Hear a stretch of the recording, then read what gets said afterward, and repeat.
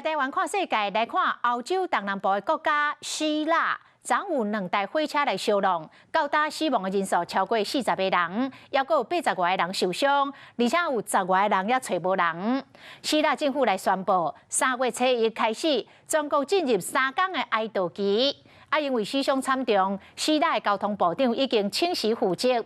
发生事故的火车站的站长，嘛互警方来逮捕，要做进一步的调查。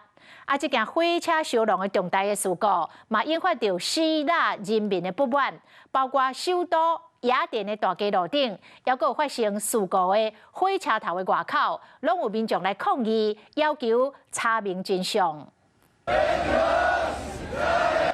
蒂萨隆尼基的车头外口有一个民众伫发口号表示因的不满。希腊首都雅典的街仔路冒烟散雾，阁有爆炸声，民众行上街仔路，甲警方发生冲突。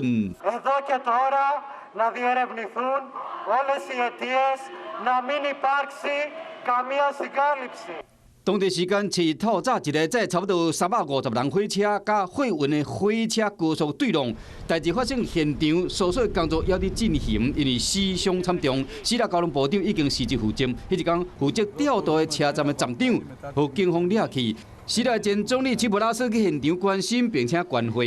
Την ώρα που ακόμα μετράμε τους νεκρούς μας και πενθούμε, δεν θέλω να μιλήσω για ευθύνες. Θα τα πούμε αυτά.希腊政府宣布，为7日开始全国哀悼3天，公家机关降半旗。比利时布鲁塞尔后面的总部外口嘛降半旗，表示哀悼意思。发生车祸都市拉里萨，要真侪人咧等消息。Με ενημέρωσε σήμερα το πρωί η φίλη μου ότι 3 φίλοι μας ήταν στο βαγόνι 5. Είμαστε εδώ και περιμένουμε. Στους τραυματίες δεν είναι, στους νεκρούς δεν είναι.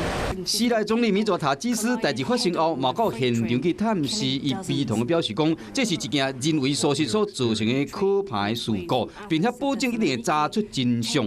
相关的单位讲，火车烧撞了后，车厢瞬间大火，温度有到摄氏1300度，估计死亡的人数有可能会阁增加。